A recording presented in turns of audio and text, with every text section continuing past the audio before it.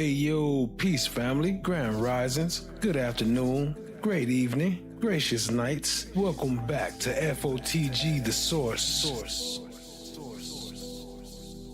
So the system tried to bury the truth, but the body cam don't lie and the source don't blink. 10 men went in, but only one remains to hear his fate. We saw the blueprint, we saw the body cam, we saw the receipts, and now we wait for the final gavel. And you could bet Michael Fisher over there sweating bullets right now waiting for that verdict to come back in. Is it justice for Robert Brooks, or did the blue wall hold strong one last time? Either way, the deep dark is finally coming to the light. We are at the finish line for the MARCY 10, and this will be one of the final battles to try and obtain justice for Robert Brooks. Last time we covered the opening arguments, the defense has rested their case, and now today we'll be covering the closing arguments. And without any further ado, let's get into this full trial court review. But we here to watch it, so hit that subscribe, stay locked in, tap in, share with a friend. Let's get it, family. And don't forget to hit that like button too. Let's get it!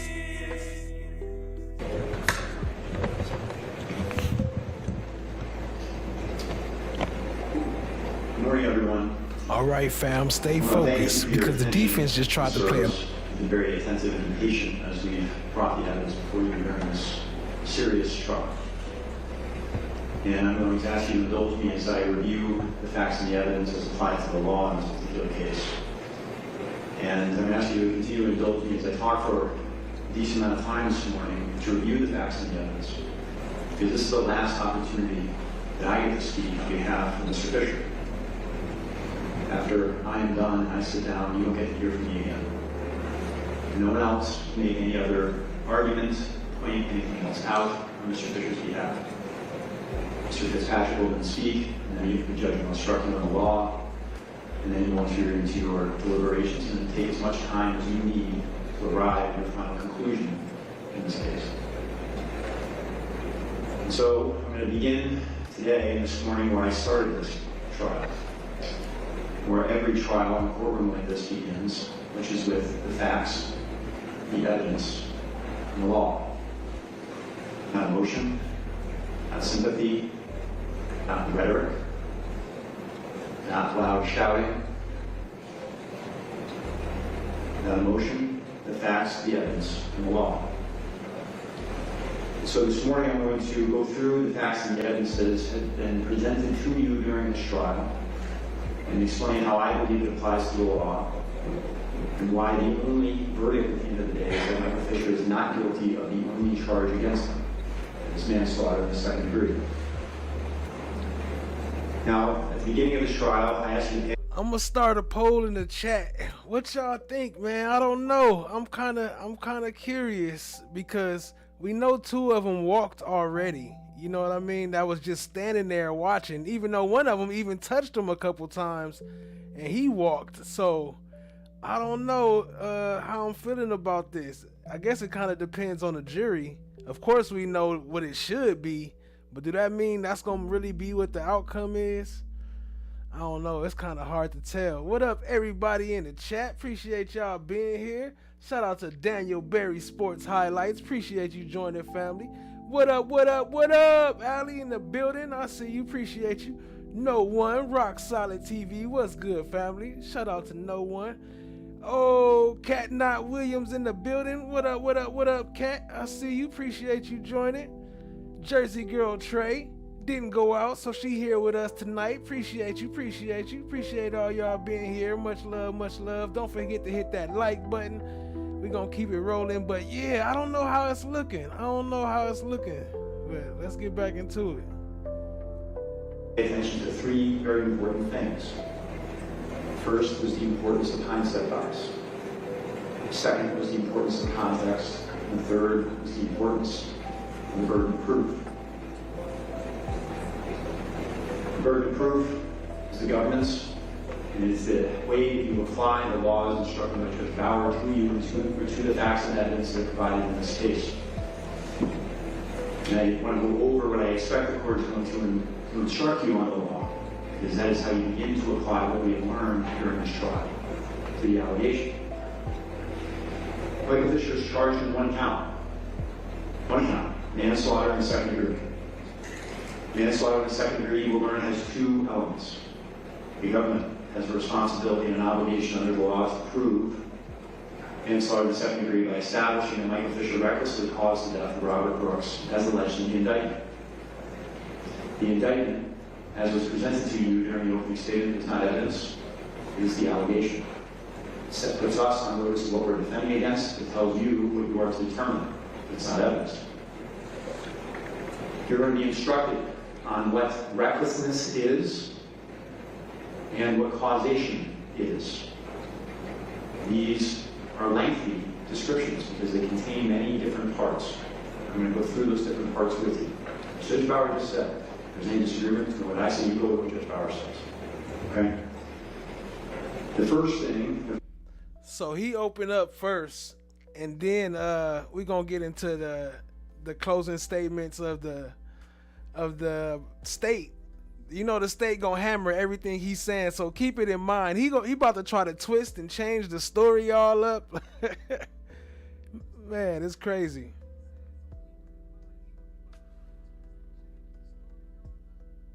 The government has to prove beyond reasonable doubt to establish. Didn't make it for part one. It's all good. It's still there. You can check it out. Appreciate you, family.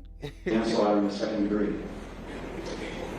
is the element of recklessness, so that Mr. Fisher acted recklessly. You're going to find that recklessness has several different parts. The first one is that the government has to establish beyond reasonable doubt that the defendant engaged in conduct,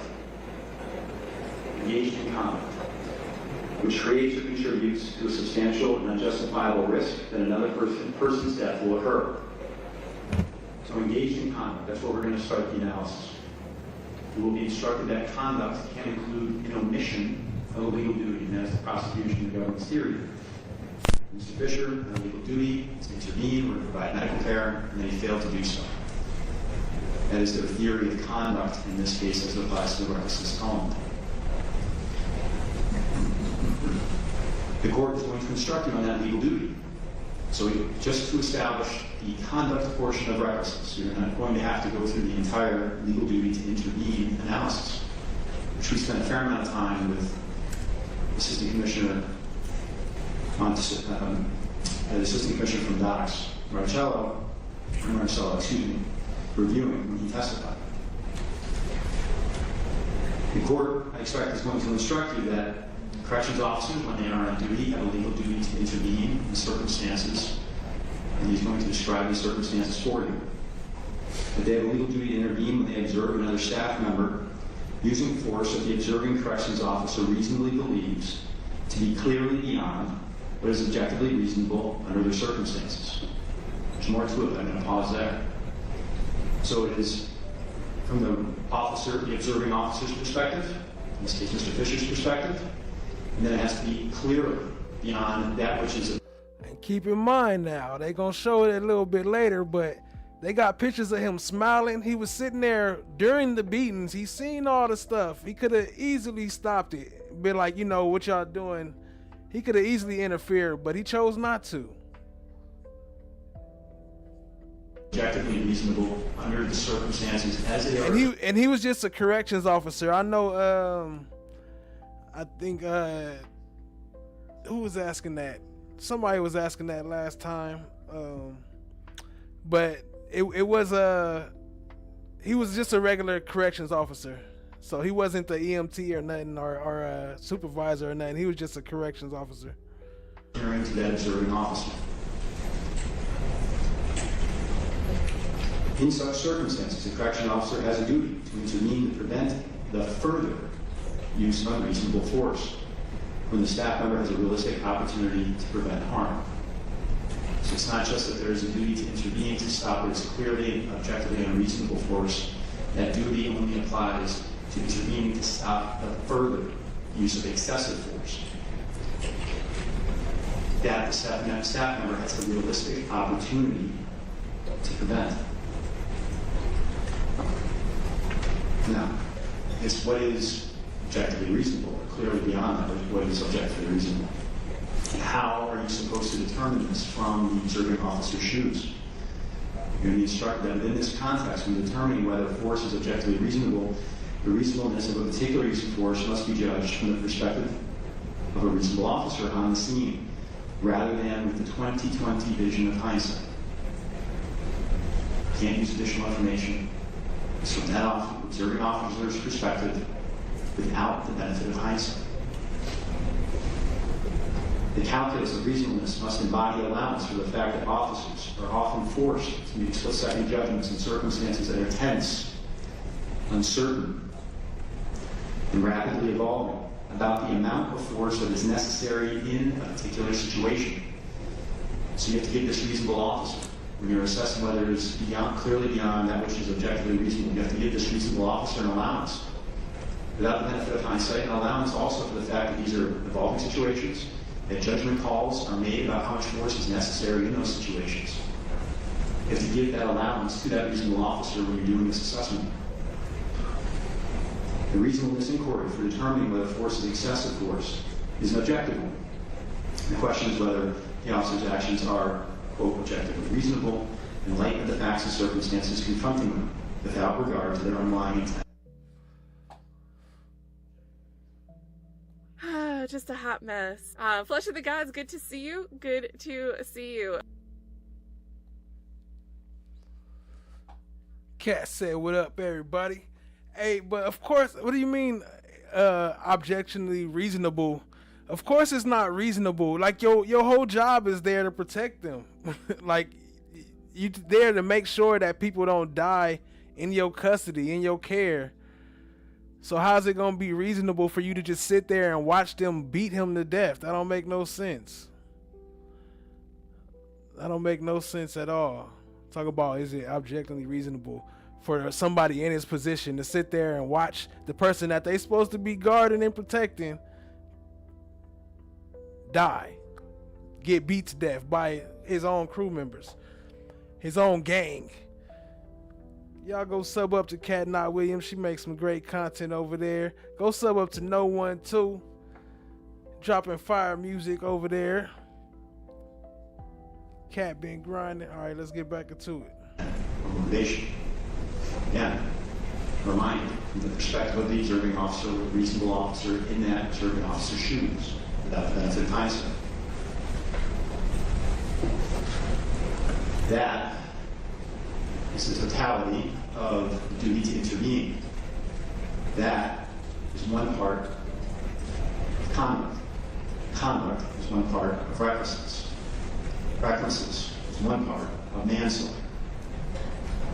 The government has a burden to prove beyond a reasonable doubt each of those rungs on that ladder, to each of you, beyond a reasonable doubt, to establish conduct. If you have any doubt about any of that, it's acquittal, not guilty. In a few moments, we're going to be going over why there are several very strong, very clear reasons why they do not meet that burden. The government also has an additional theory of a duty to intervene. It's a duty to provide medical care.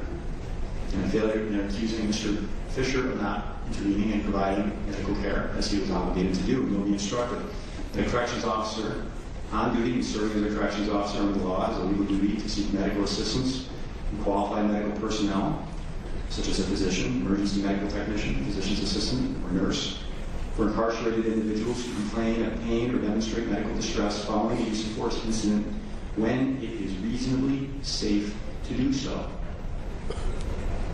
When it is reasonably safe to do so. That is the alternative theory of the failure to intervene. Medical care was not provided. That, again, is one part of conduct, which is one part of recklessness, which is one part of manslaughter. Additionally, the second element of, or the second part of recklessness is that this conduct, again, we're at the very first part, the first part of recklessness, that this conduct has to create or contribute to a substantial and unjustifiable risk that another person's death will occur. This has to do with recklessness. Okay, we're showing recklessness, and this is just about what Mr. Fisher's conduct has to do, what the government has to prove beyond a reasonable doubt his conduct did, that it created and contributed to a substantial and unjustifiable risk. That's prove that beyond a reasonable doubt. The next element of recklessness is that when he is aware of and consciously disregards that risk, the government has to prove that Mr. Fisher knew of and consciously disregarded the substantial risk of death to Mr. Brooks. Beyond reasonable doubt, they have to prove that. And they also have to prove that when that risk is of such a nature and degree that disregard of it constitutes gross deviation from the standard of conduct that a reasonable person would observe in that situation. Those are the totality of the instructions that I expect you're going to receive regarding recklessness. You should pay attention to the various different parts of recklessness. There's a lot there. There's a lot of different assessments that need to be made. Hope you feel better soon, Allie. Appreciate If it. there's a doubt as to any wrong on that ladder, regarding the definition of conduct, clearly beyond the objective, what's objectively reasonable, any of those elements, it's a not guilty verdict immediately. But it's not just that. The government now has to prove causation. That this conduct caused the death of Robert Brooks. And causation has its own particular legal instructions and meaning that are going to apply here. You're going to be instructed that a person causes the death of another when that person's conduct is a sufficiently direct cause of the death of another. And that a person's conduct is a sufficiently direct cause of death when, 1, the conduct is an actual contributory cause of the death, and 2, the death was a reasonably foreseeable result of that conduct. You see, he couldn't even get them words out clear right there. He stuttered on it himself. And he did a pretty horrible job at his closing. So he might actually, the jury might find him guilty because he didn't do such a good job on the closing. But you see the way he was stuttering over that word, because he knew dang on well you could see it. You could see that he was getting beat to death. You could tell they was choking him out. They was kicking him all over his body. You should have definitely had an idea that he might have died that night, and he couldn't even say it straight.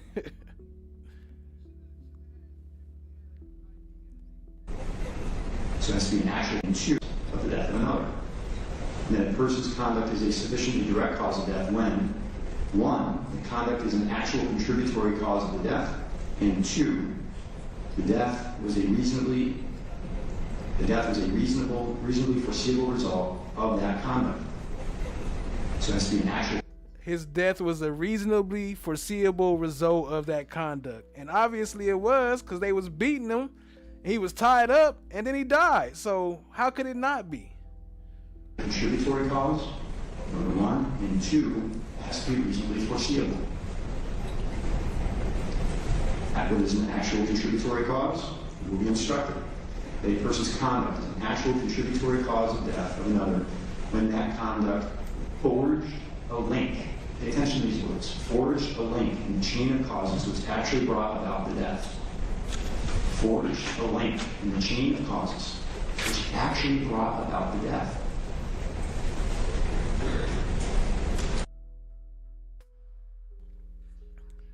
And obviously it was a link. The link is the blue wall. They tried to forge paperwork. They was lying. They was trying to help each other out. They sitting there laughing. That was the link right there. How could it not be? That was the link that was forged. Just him being there watching and letting it happen. It goes on to say, you'll be instructed that in that conduct set in motion or continued in motion the events that were ultimately resulted in the death. So you have forged a link, and then the conduct has to set in motion or continue in motion the events that resulted in the death. More importantly, you're going to be instructed that an obscure or merely probable connection between the conduct and the death is not sufficient. It can't be guesswork, it can't be speculation, it can't be a maybe. It's to forge that link.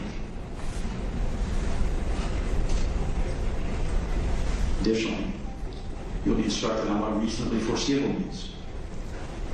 When is death a reasonably foreseeable result of the conduct? It is when death is a reasonably foreseeable result of a person's conduct when death should have been foreseen as being reasonably related to the actor's conduct.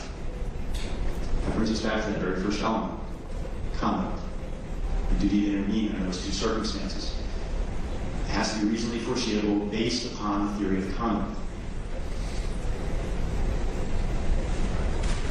It is not required that the death was the inevitable result or even the most likely result, but it nonetheless has to be related back and reasonably foreseen to that conduct. So that, you're going to get more instructions from that. That is the heart of the various decisions that you are going to have to make. So that is why I began this case by saying that you need to be mindful of hindsight bias. You need to be mindful of context, and that these things are important, as well as the burden of proof. And they are important because you are going to be evaluating the people's allegations against Mr. Fisher based upon looking at what. Yo, what up, Kimberly? I see you, family. Appreciate you joining. So this case is about the Robert Brooks trial, the MARCY 10. We covered it a couple times over here about the prison guards, the 10 prison guards, plus some. It was more there, but they killed Robert Brooks. We played it. We played some of the video on the last one. It was pretty graphic. So, you know, trigger warning if you watch the last one. I ain't gonna play none of that tonight. But yeah, it's a crazy trial. 10 of them was originally convicted. Here, hold on. Actually, I'll do this. Let's see. We got the 14. Here, I got you real quick. I'll give you an update on just the outcomes so far. Appreciate y'all being here. Don't forget to hit that like and share button. Let's see. We have 14 minutes. Okay. I'll play that for y'all real quick. Let me switch screens.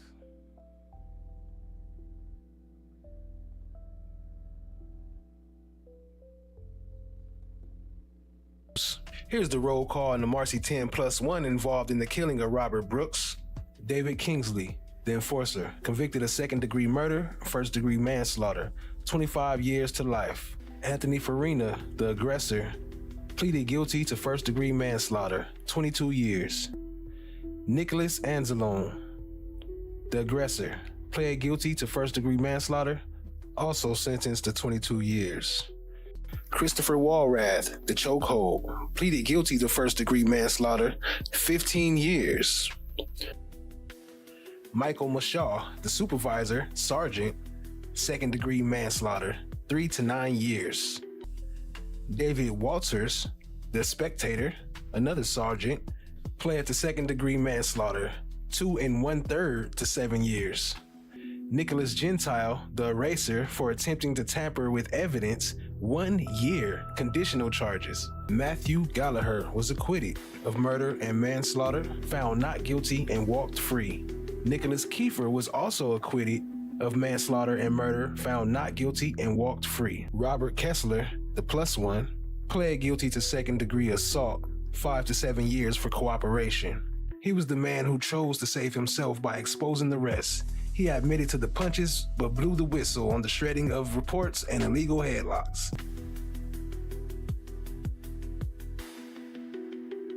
And so this is the last one, Michael Fisher. This is the one who's on trial right now, the last one standing. He was severed from the case. He had a separate trial from everybody else. And so that's where we at right now. What up, NJB Nene? I see you, family. Appreciate you joining. Let's get back into it. We're going to be evaluating the people's allegations against Mr. Fisher based on the defense. This is his attorney closing arguments. Not doing so well so far, but let's see. Maybe he'll do better. On looking at what he knew at the time and nothing more. What is it that the government proved that he knew at the time he was observing the things that he saw and what he experienced? What was available to him? What did he know? Without the benefit of hindsight. And hindsight bias is important because you cannot allow the additional information that you necessarily had to learn during this trial improperly influence your assessment of his conduct at the time. And that's why I brought up context at the start of this trial. Context is so critically important because you need to understand it from Mr. Fisher's perspective. You need to understand globally what was happening, put everything into its right position, and then understand it from Mr. Fisher's perspective. What did he know?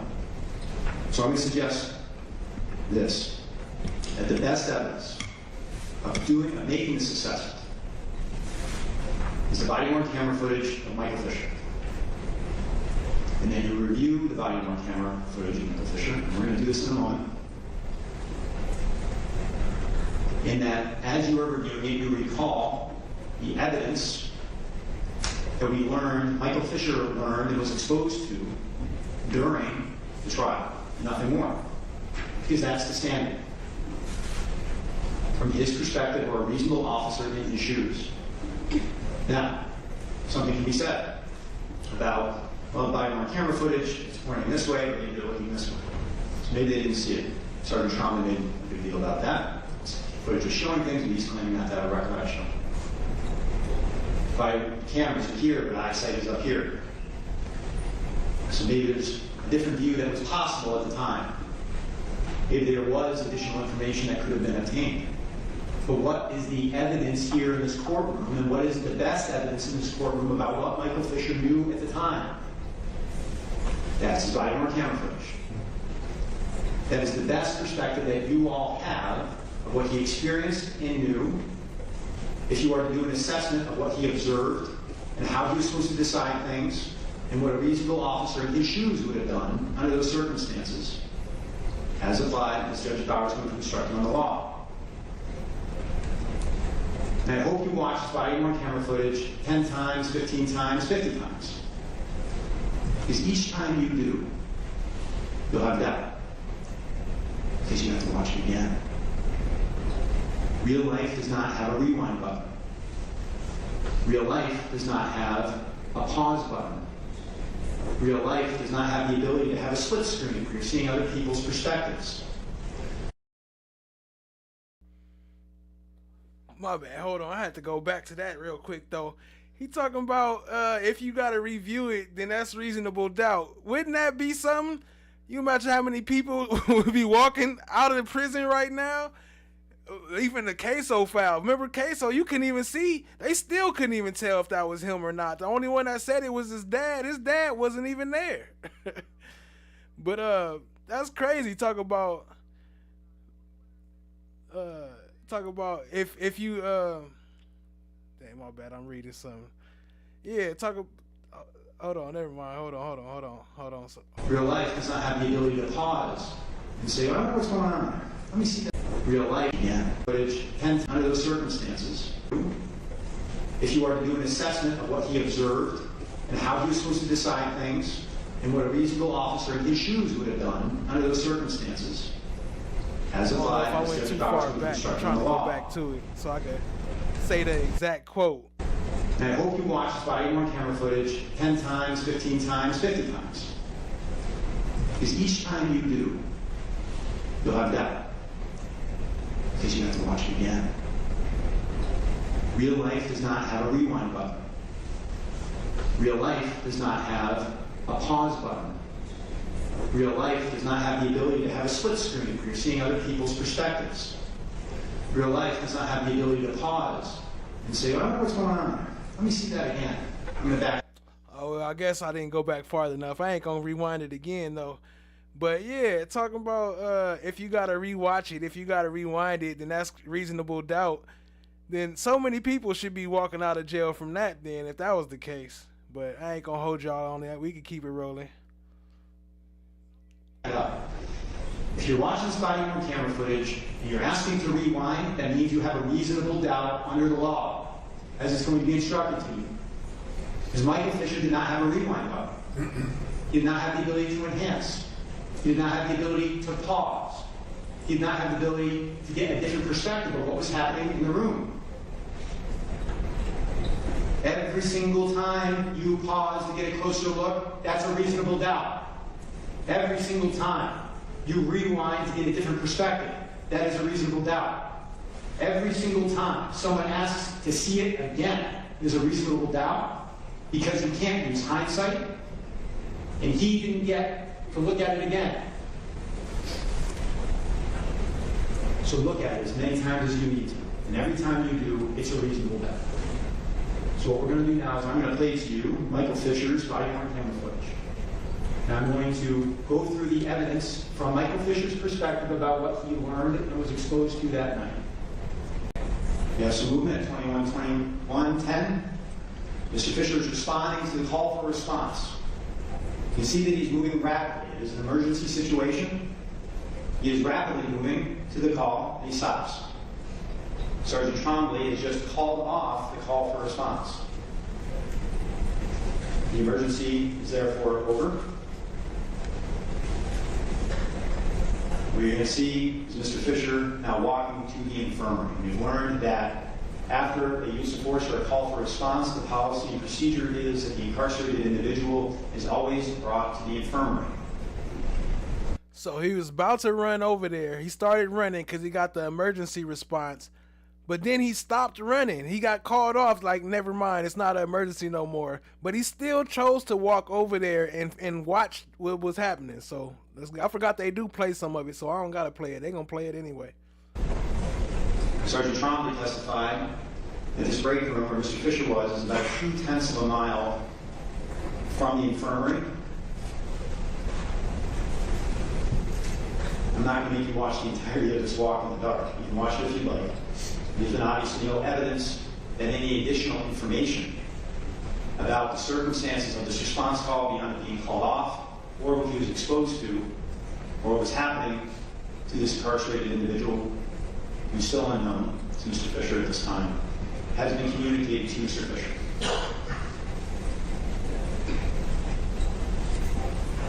And jump ahead, you can see he's approaching the infirmary.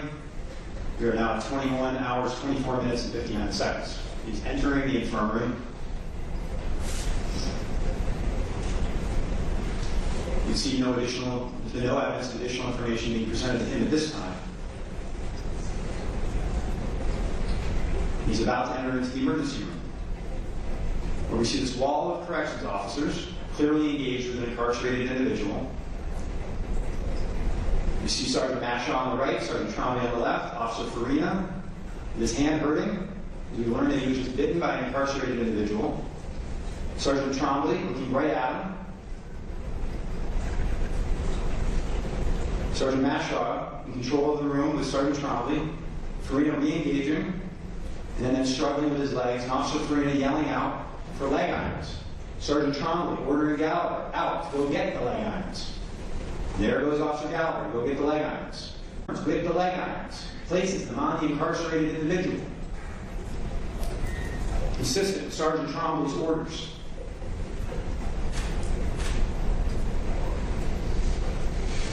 And so, for those who don't know, the one he just said went to go get the leg irons, that's one of the ones that walked free. He was acquitted, and he was found not guilty, and he walked free. The one with the red hair.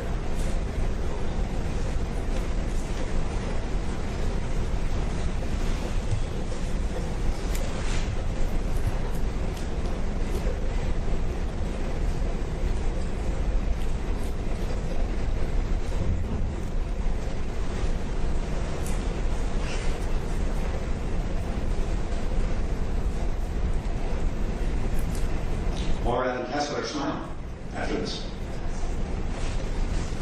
You see Mr. Brooks sitting up. Officer Trombley at this time asks him, "Are you done? Are you going to comply?"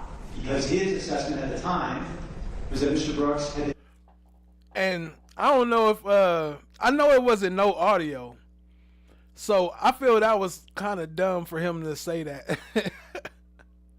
Are you done? Are you going to comply? Why would he bring that in when they ain't hear nothing he said? Like, there ain't been no evidence that he said that, I'm sure, because he didn't testify. So how you gonna know he said, "Are you done?" You finished or we done? He tried to hit him with the bird, man. Fuck out of here. Non-compliant. Not they did violent, they did non-compliant. Sergeant Trombley, who was mere few. And how you gonna ask somebody, "Are you done?" and then he end up dying? Like, obviously, that was your time when you could have told them, "Is they done?" Why you? That's crazy. What up, Eve 2754? Don't believe your lying eyes. Appreciate you joining, family. Away in the room the entire time, testified, he's the prosecution's witness in cooperation agreement with the prosecution, that at that time did not order medical personnel in because he did not believe that there was an imminent need for medical intervention at the time based upon the information that he had in the room.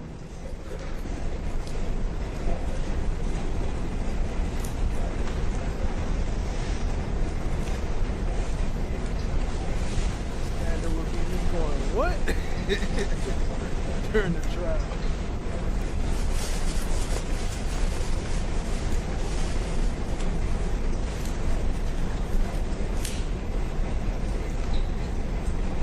I can't rock with that. Sergeant Trombley is ordering him into the corner so that he can be stripped, so that a medical evaluation can take place and medical treatment can follow. That's what Sergeant Trombley testified to.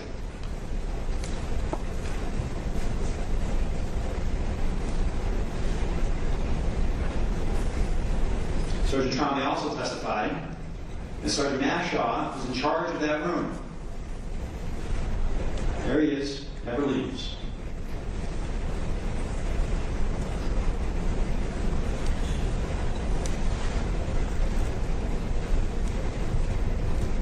Sergeant Mashaw smiling in the vicinity of Mike Fisher after being in charge of that room.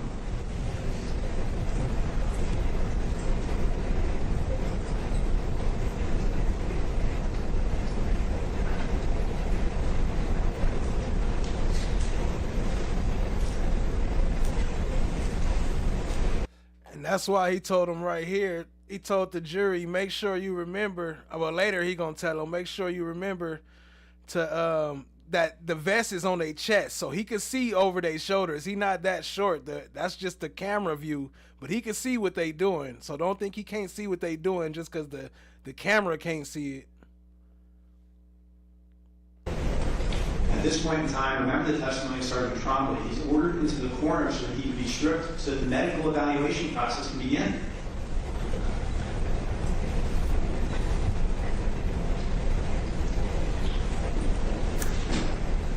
Trombley just come back into the room, talking to Sergeant Mashaw. Look at his demeanor. Look at Sergeant Trombley's demeanor there.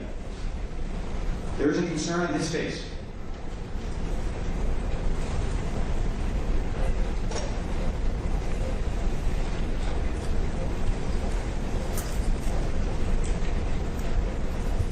You see the nurse, Kyle Dashaw,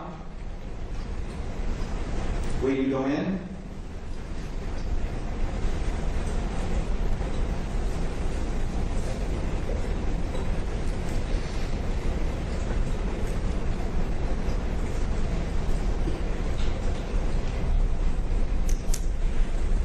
Sergeant Trombley then testified that he ordered that they place Mr. Brooks back on the gurney because it was evident that he could not stand on his own.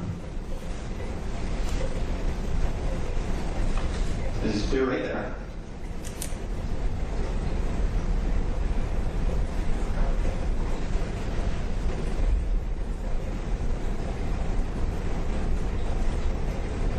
And on Sergeant Trombley's order,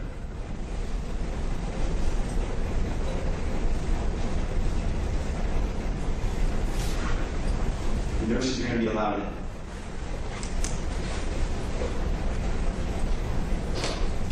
"21 hours, 31 minutes, and about 50 seconds. The nurses begin to enter to do their thing. Begin the medical assessment.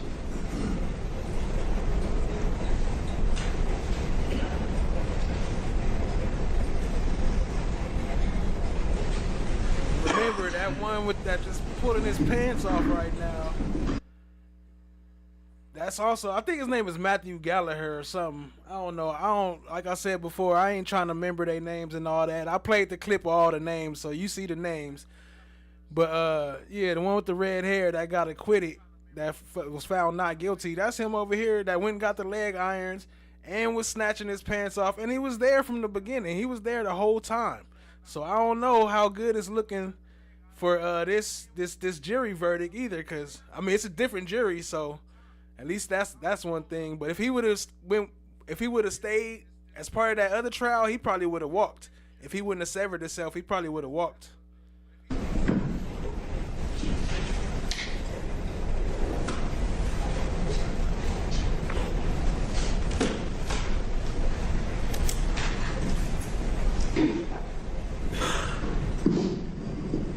Mr. Kyle testifies that based upon his initial medical evaluation, Mr. Brooks' vital signs were stable. He was unconscious but stable, and that no immediate medical intervention was required.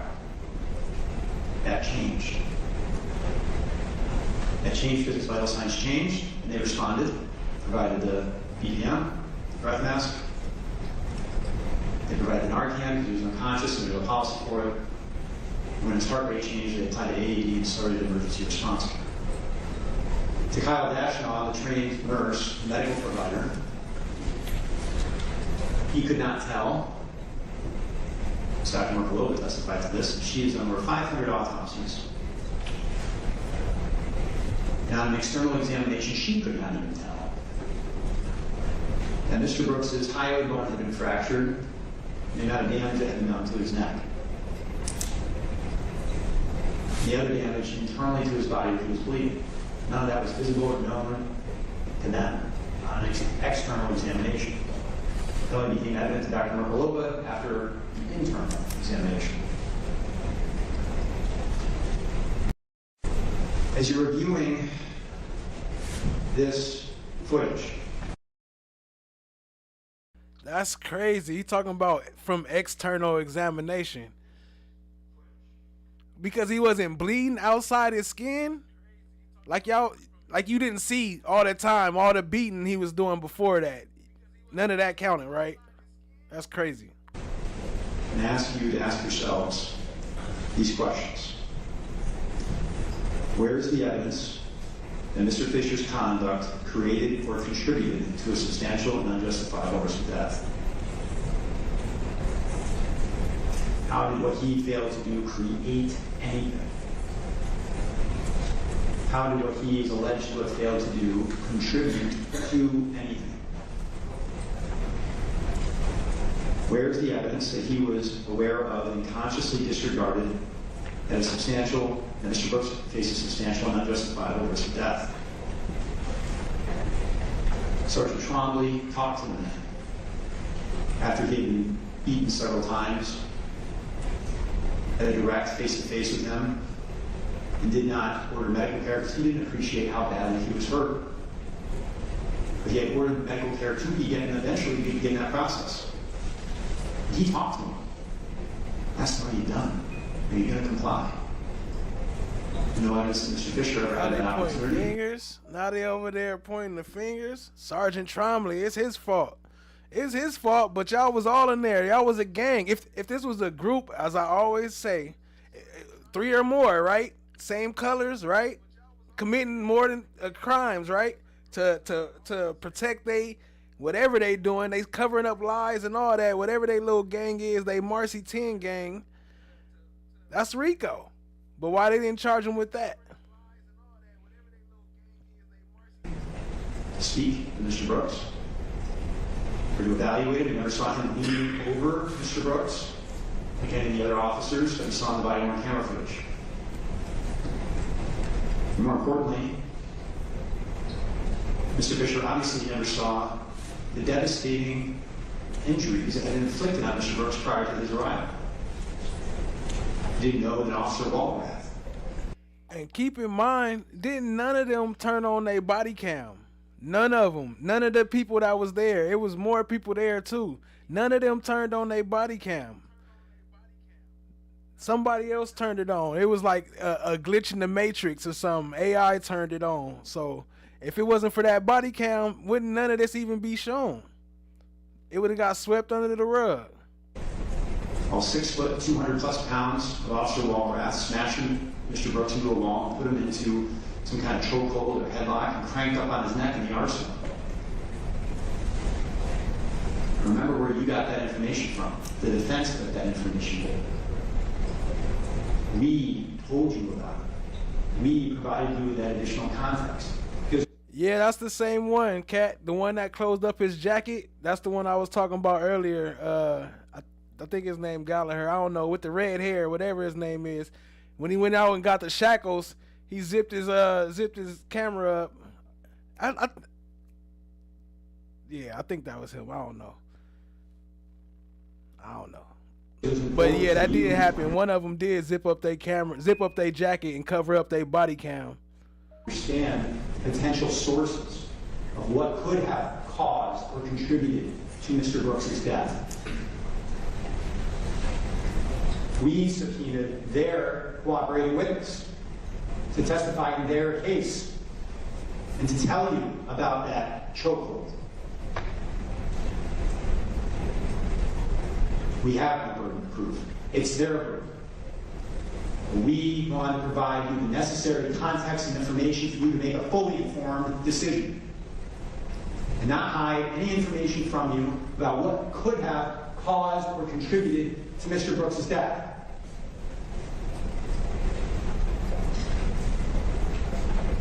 Ask yourselves, where is the evidence that the force she observed was clearly beyond that which is objectively reasonable without the benefit of 20/20 hindsight, and allowing for the fact that these decisions about the amount of force to be used are made in uncertain and evolving environments? Where is the evidence that medical care was not provided once it was deemed safe to do so? Sergeant Trombley is in control of that room. He is ordering people around, and Mr. Fisher is just a corrections officer. That room is in control. The officers who are involved in the use of force are ordered out by Sergeant Trombley. Sergeant Trombley engages with the incarcerated individual. He orders Officer Gallagher to go get leg irons. The leg irons are applied to the struggling incarcerated individual, consistent with Sergeant Trombley's order. Sergeant Trombley then asks him, "Are you done? Are you going to comply?" Because it was understood in that room that he was not complying. Again. And he doubled down on it, talking about, "Are you done? Are you going to comply?" He wasn't even there to see him not complying with nothing, so why would he even say that? He sit there and see that. He's not even barely responsive. Why are you going to ask him, "Are you done? Are you going to comply?" Usually when a prisoner is acting up, don't you just put him in a hole? Don't you throw him in a hole? Why would you beating him on the way to the infirmary and beating him and choking him, talking about, "Are you done?" But that's okay though? That's what you're saying, that's okay, right? He wasn't violently attacking anybody.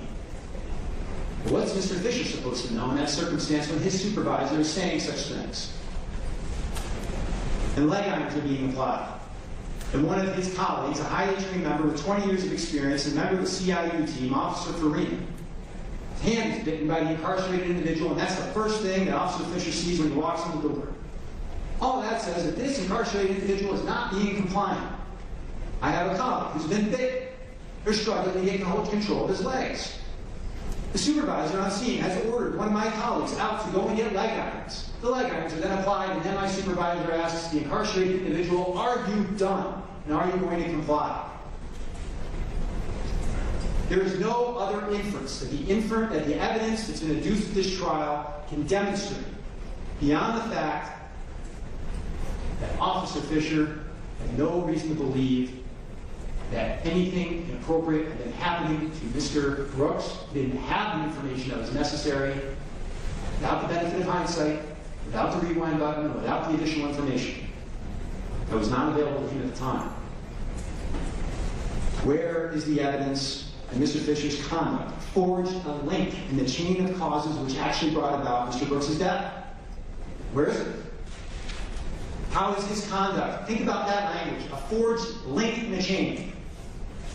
How is his alleged inaction, his failure to do either this medical care or get medical care or to intervene in some way, how is that forging a link in any of these causes that actually caused or contributed to the cause of death? Ask yourself that. Where is that evidence of that forged link? There isn't any. Where is the evidence that Mr. Brooks' death was reasonably foreseeable to Mr. Fisher from not intervening? Remember, That's stupid. The evidence was all over the body camera. What are you talking about? The evidence was on his face at the end when he was smiling and not knowing they was being recorded and laughing at the whole situation, joking about what was going on. Talking about where is the evidence? The evidence is the badge he got on, dummy.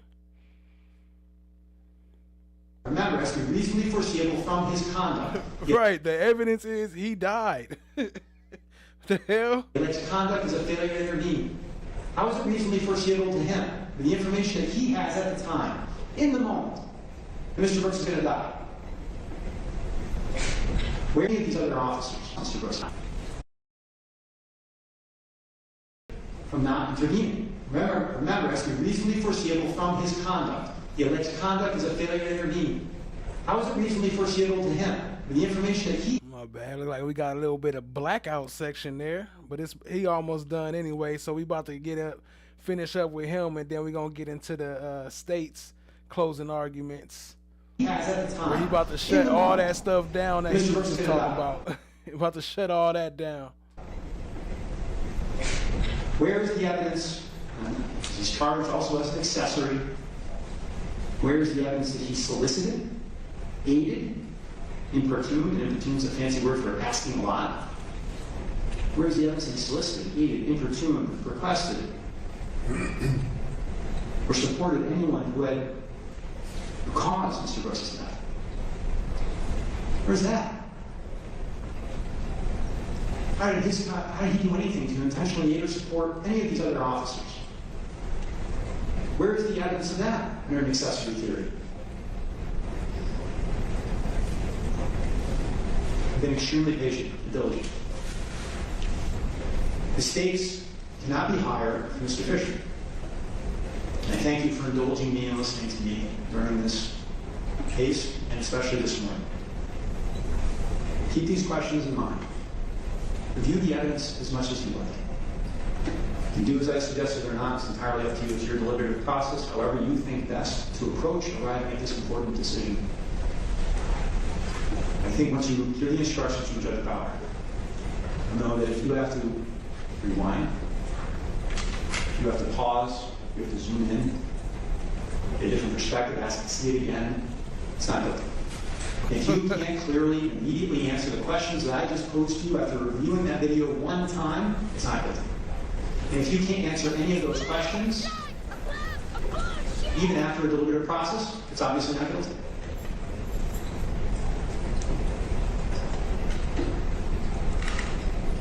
You all are resurrection. What the hell? They're the accusers. Your You design make is the real decision. simple.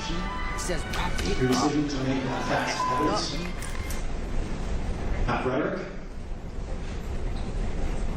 not volume, not fancy words, facts and evidence.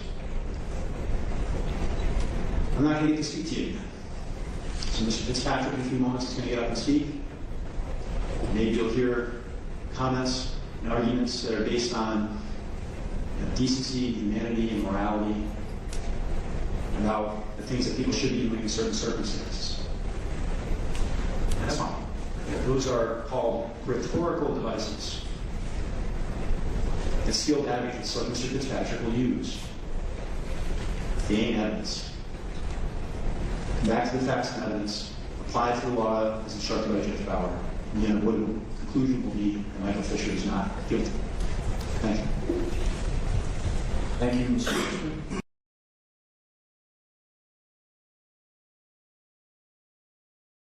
The truth is that you are a liar.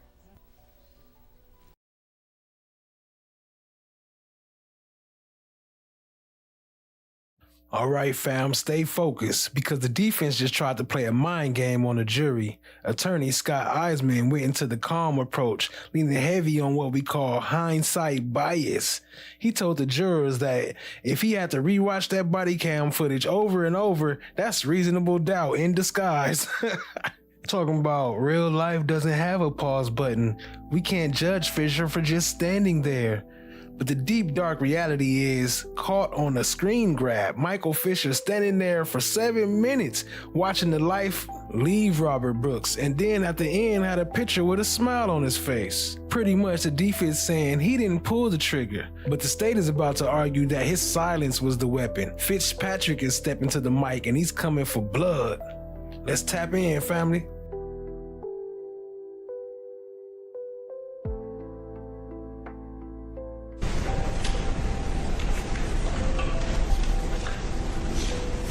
Thank you, folks, for your attention. I join with Mr. Eisenman's assessment that you have been very attentive during this trial. And let me clear up one thing right away, that I don't want to be too harsh in criticizing my opponent's argument, but the fact that as jurors, if you decide to scrutinize evidence 2, 3, 4, 10 times, means that you're being a diligent juror. Doesn't mean that there's a reasonable doubt in this case. Never seen a case in prosecuting homicides for 40 years where a jury was told that if you look carefully at the evidence, that manifestly you must return a verdict of not guilty. Throughout my life in picking juries, I think I have a bias towards picking juries that are pro-law enforcement. I hope every one of you is pro-law enforcement, because what happened on December the 9th, 2024, by this defendant and others had nothing to do with law enforcement. It is amazing to me that anybody can look at those tapes and not see it for what it is. A gut-wrenching, disgusting, overwhelmingly improper, illegal, criminal snuffing out of a human being.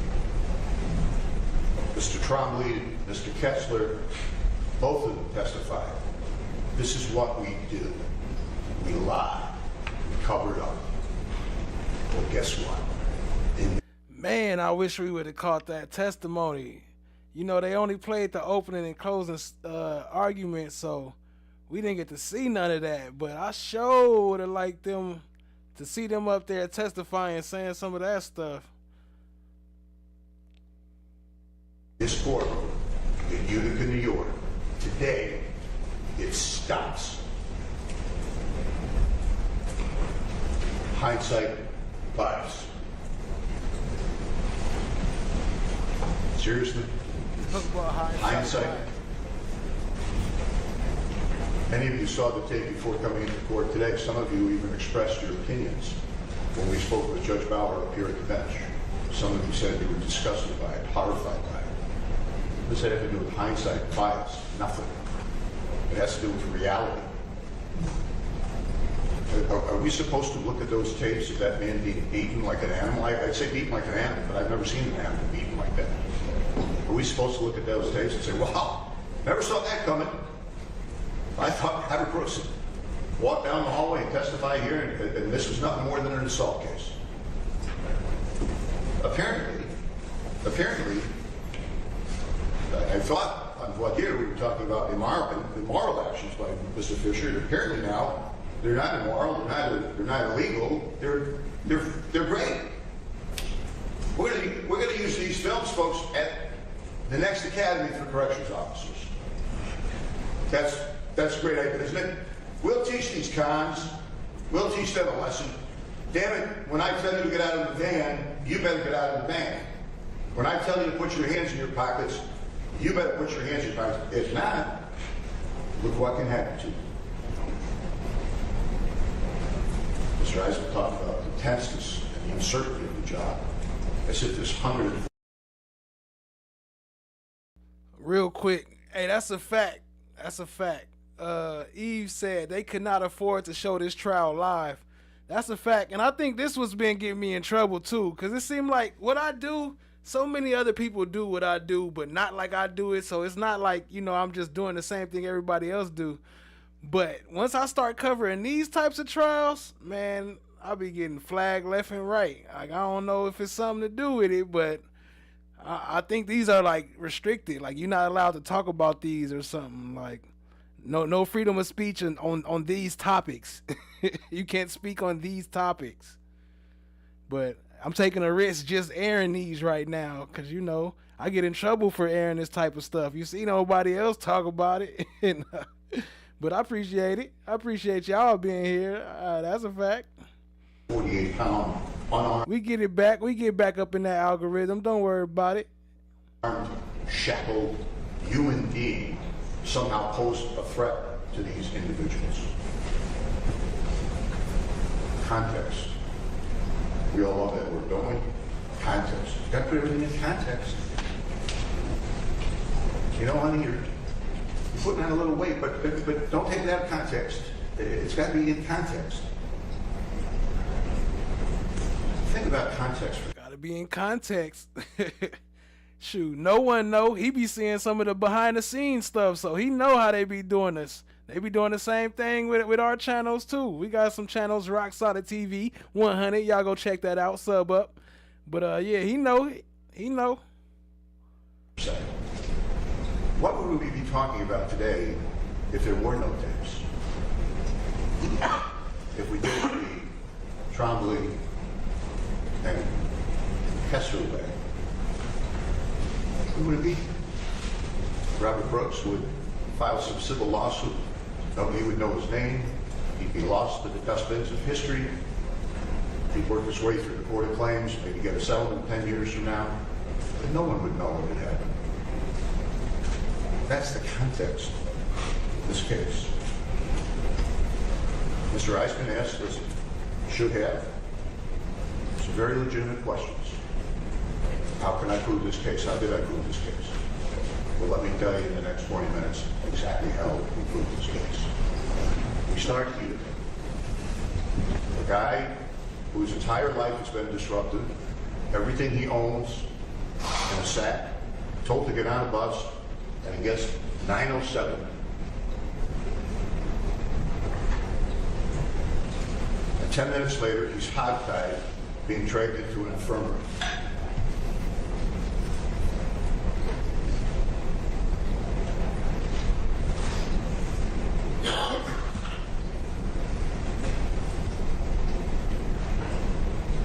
Mr. Eisman asked several times, what was Mr. Fisher supposed to have done?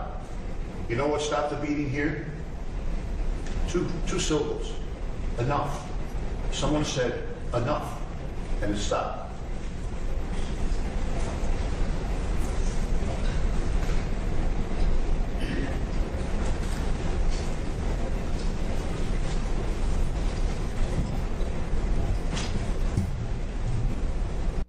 So he running through the footage again, about to correct all the other stuff that old boy tried to cover up, and he about to highlight a lot of it too, so tap in.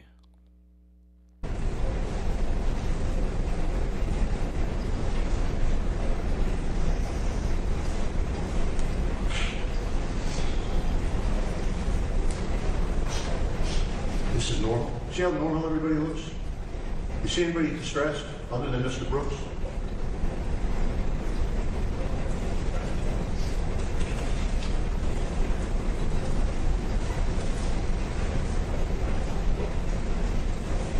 The nurses come. They want to take a look at this guy. They have enough sense to realize something's wrong with the guy. They're told to stay out. Cops unaliving with impunity. Crazy.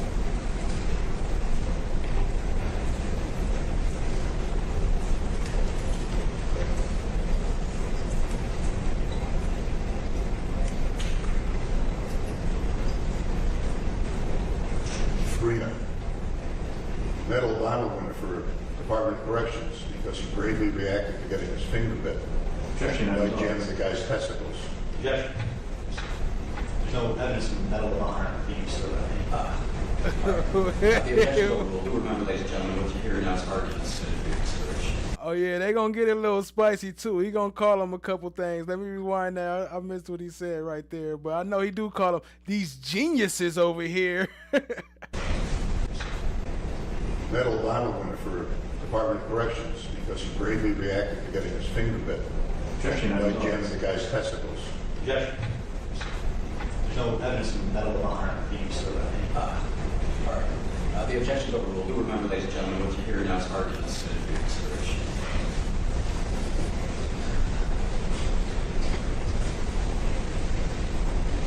Overruled. This is not evidence. This video is evidence, though. See anybody looking around, running around, saying, you know, let's get the nurses in here. Let's see what's wrong with this guy. Let's just pretend that we're still human beings.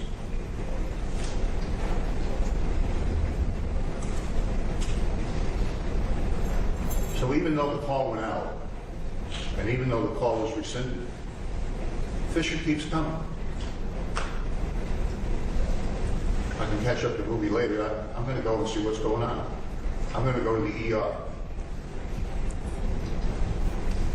At 21:25, he's entered the building. He has absolutely no reason to be there.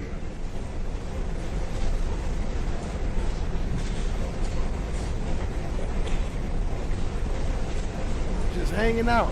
Fisher's down the hall now, just walking in. Left his post wherever he's supposed to be working at, whatever he's supposed to be doing. Instead of that, he came over here to watch the show.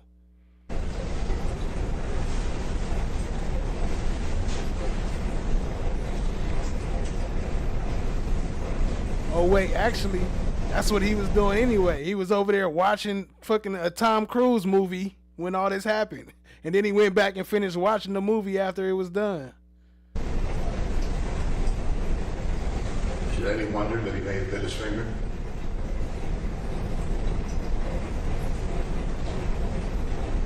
At 21, 25, 20, Michael Fisher walks in and sees what you're about to see.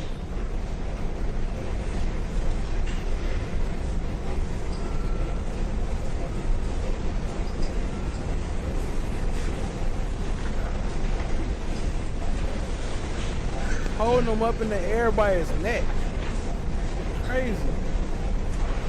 Mashaw, another worthless individual in this entire scenario. He's yucking it up with Fisher.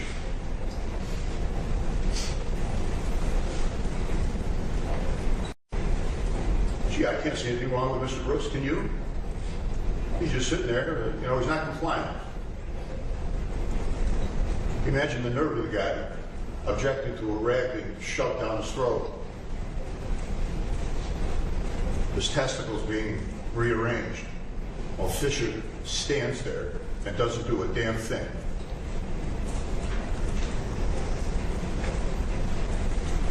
Exactly how much medical training do you have to know that this guy is in serious distress?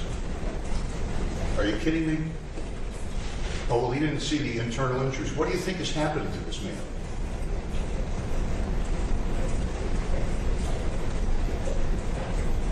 If someone listened to the summation of the defense and never had these tapes, you'd think that Robert Brooks was kicking like some football player or field.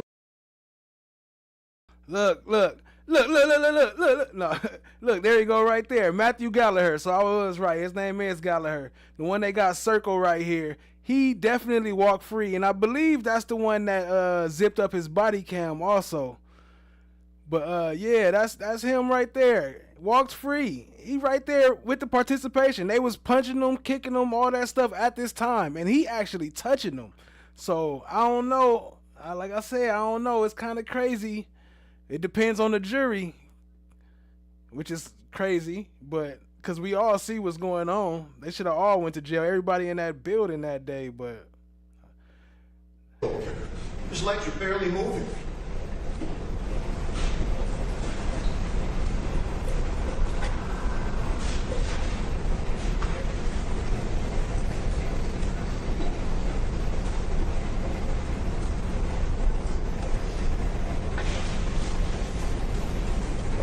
Look at the agony on Farina's face. Can you imagine how horrible it must feel for him? Another officer over there looking at this and laughing.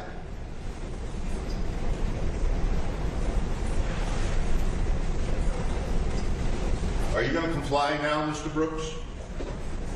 Now that you're dying?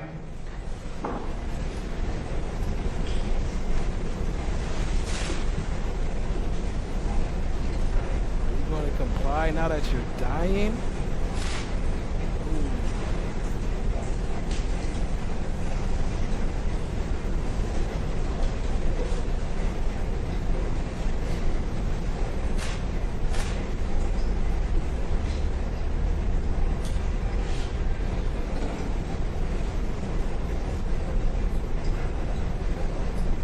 there any sentient human being that could look at this and not realize what's happening?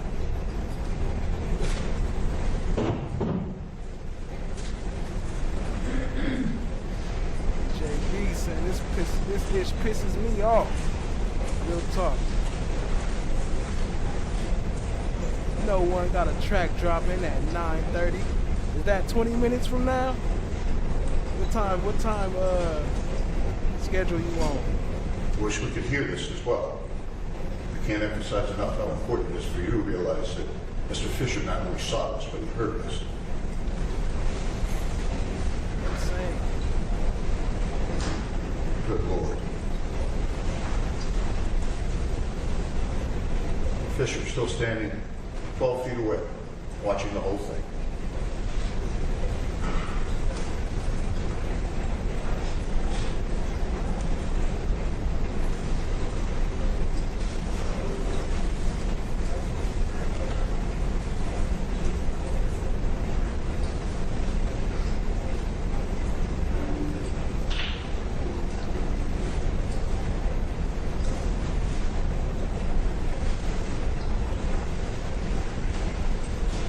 Again, the emphasis on routine, on normalcy. Nobody panicking, nobody rushing, nobody picking up the phone.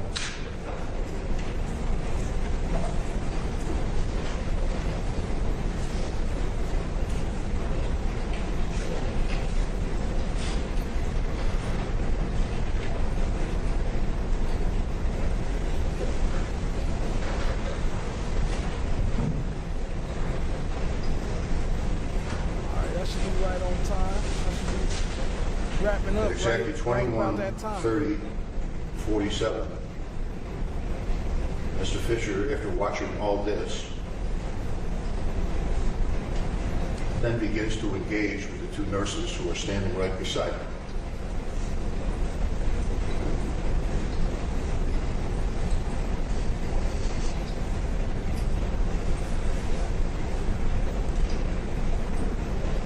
Watch Mr. Dashnaw's face.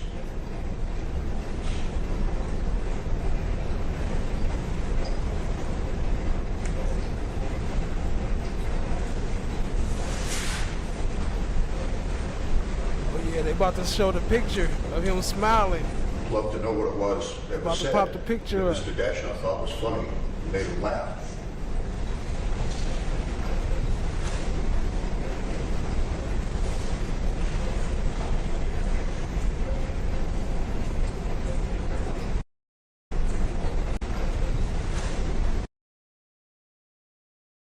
I'm not sure how good y'all can see on that screen because mine is a little different over here, but on the top right in the blue with the blue hat, he was also acquitted. He was in the room, but they kicked him out the room. That was the one they kicked out the room, besides the EMTs.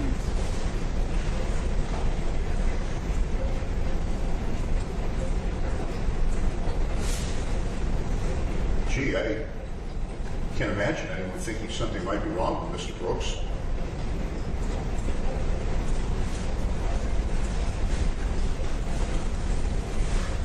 After all, the injuries were internal.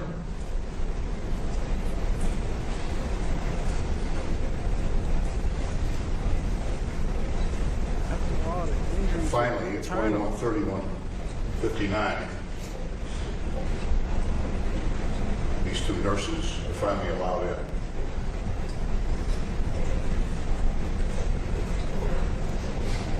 And do absolutely nothing but stand around and look.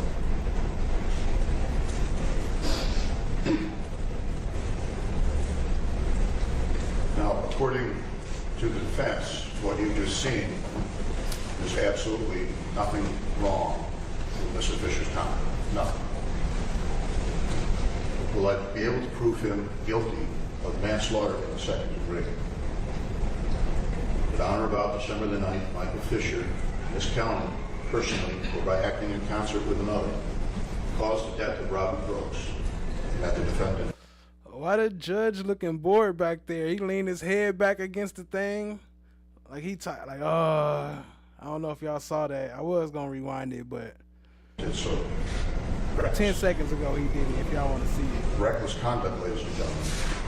You all swore to me that you would not allow personal opinions, outside influences to affect you. You swore to me that you would listen to the law from Judge Fowler. You can cause the death of a person by an omission. And frankly, there's no better example of causing someone's death by omission than what you've just seen. Did Michael Fisher recklessly cause the death of Robert Brooks? Of course he did. Not by himself. He had plenty of other helpers. We'll worry about them later. Be glad to tell you what happened to them. This case is about this defendant. This day. He caused it by doing absolutely nothing. And don't forget how Mr. Brooks died.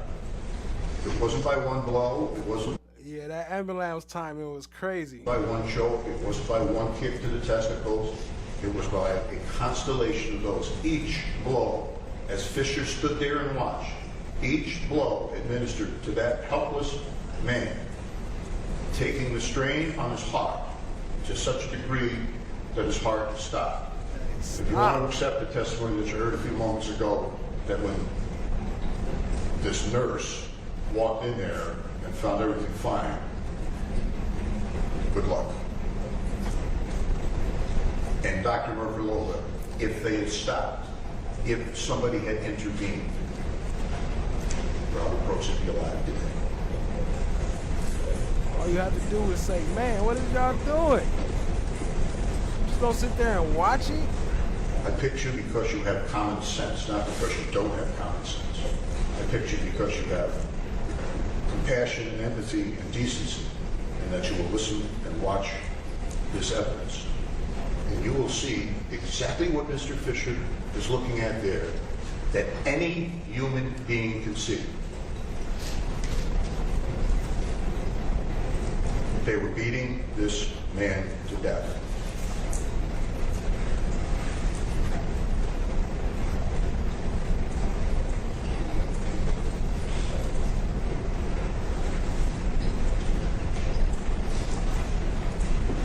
In terms of who's in charge of that room, evil is in charge of that room. Objection, Your Honor. That's who's in charge.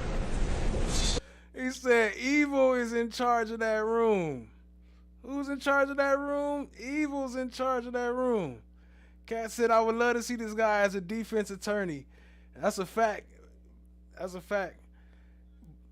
And you know what's crazy though too is because he putting these people in jail. Like he's actually, you know, a prosecutor. So a lot of these people, he's the one that's putting them in jail. So could you imagine like you putting people in jail for something and then they dying? Like, you know, that's kind of like your responsibility. Like you part of that, you know what I mean? You partly responsible for them dying because you locking people up, especially when they be doing all these bogus charges. Like, yeah, that's partially your fault, sir. I was gonna call him something else, but There's nobody in charge of that. Sergeant Masha's not in charge, Sergeant Trotman's not in charge. They can point the fingers at each other all day, I don't care. Nobody's in charge of that. And I want you to look. There's where Mr. Fisher's body camera is.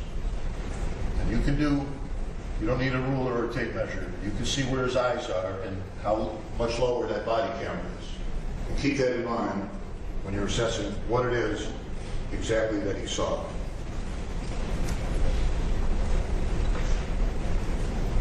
Sergeant Trombley is apparently doing some things. He's doing paperwork. He's walking around the room. He's making efforts to tell this person to do that, other person to do that. Mr. Fisher's doing absolutely nothing but observing.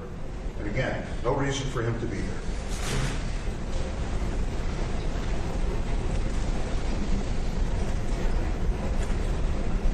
This is the response to the supposed bite that is supposed to lead Mr. Fisher to believe that this is lawful use of force.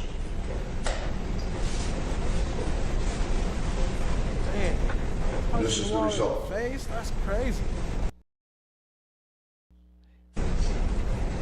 After he bit him, he punched him and started kicking him all in his And there he is, the manhood. defendant in the corner, putting on his gloves. What's he doing? He's looking right Then he put on gloves like he was ready to get a part of the action. at what they're doing to Mr. Brooks. This is that part right there. Did he Hold on, let me rewind it. engage in conduct? So right here, this is when he have him in the corner. When they got him up in the corner and his hands was flying all in the air. They choking him, and that was, man, definitely one of the most crucial parts. Like, why you take him off the bed and go take him in the corner and do some crazy shit, and then put him back on the bed, and they just sitting here like crazy. What's he doing? He's looking right at what they're doing to Mr. Brooks. Did he engage in conduct which created or contributed to a substantial and unjustifiable risk that Robert Brooks' death would occur? Of course he did. Did he have a duty to intervene? You listen to Judge Bauer's instructions about his duty to intervene, both legally and by his oath of office. It's in Department of Corrections rules and regulations. He signs for them every year that he undergoes training.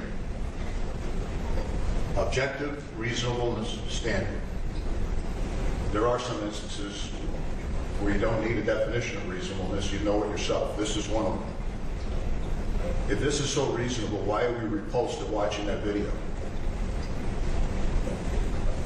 The use of deadly physical force. We know their job is tough, but you shouldn't get the death penalty because it took you 2 or 3 requests to get out of the van. Facts. That's a fact.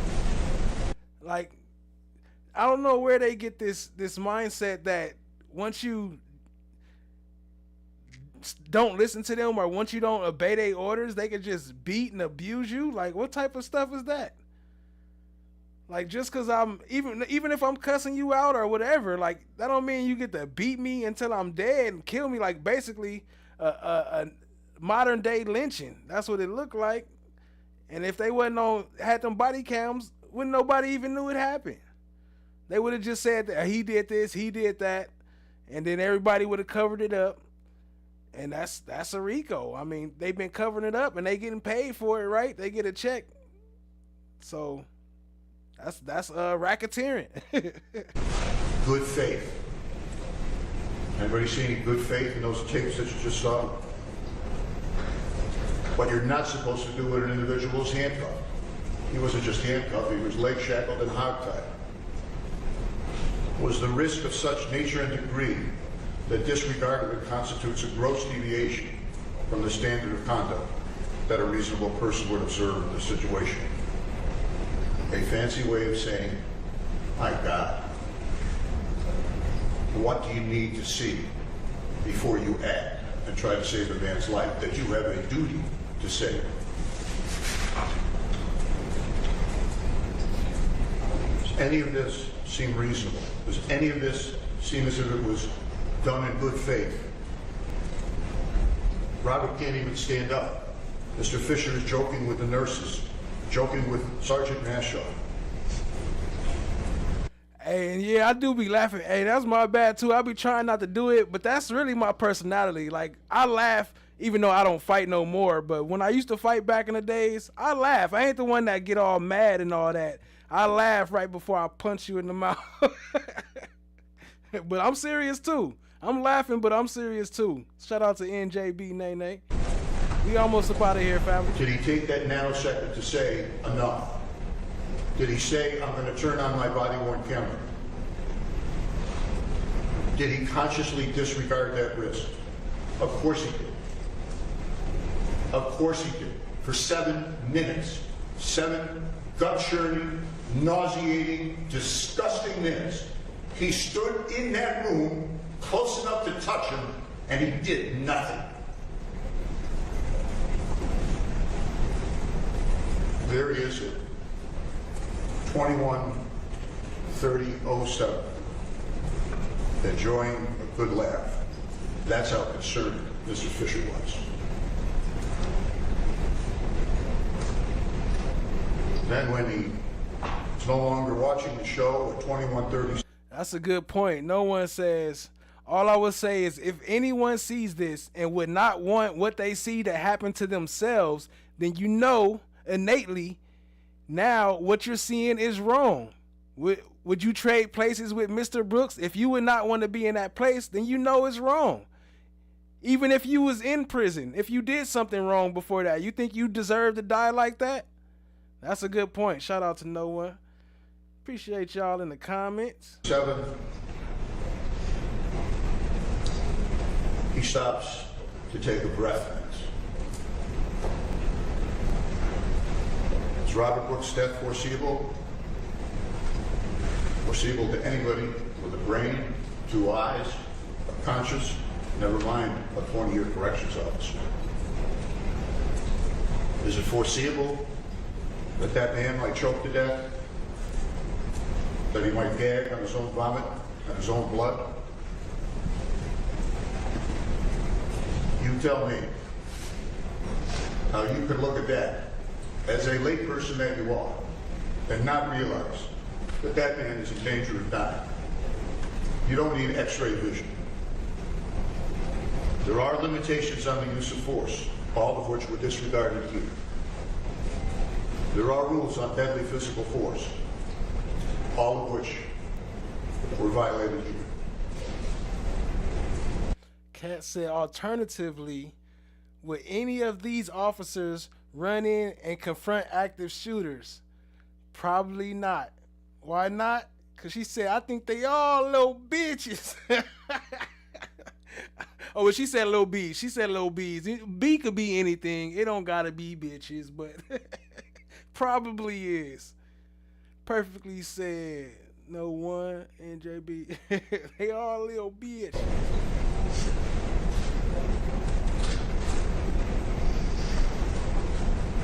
Watch Mr. Farina,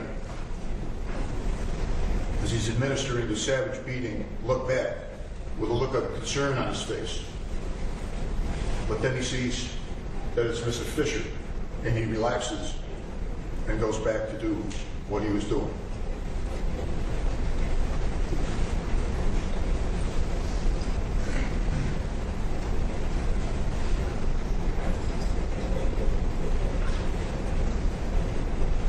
Looks right at Mr. Fisher, and then goes back to doing what he was doing.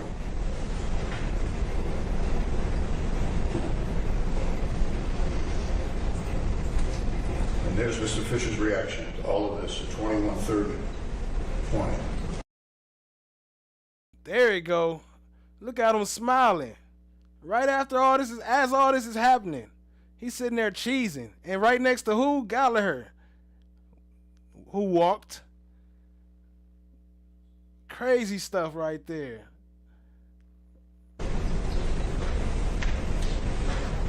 Here's what he thought of all of this. The defense theory is not complicated. They don't have to present the theory. But their theory is, my guy never hit him. Yeah, it's bad what occurred, but certainly not a crime. Bad stuff was done by others, so he can't be guilty. My guy doesn't deserve a medal or a parade, but it doesn't make him a criminal, so you must acquit him. That argument is wrong on every level imaginable. He isn't charged with what Mr. Eisman says there's no evidence of. He isn't charged with beating Mr. Brooks to death.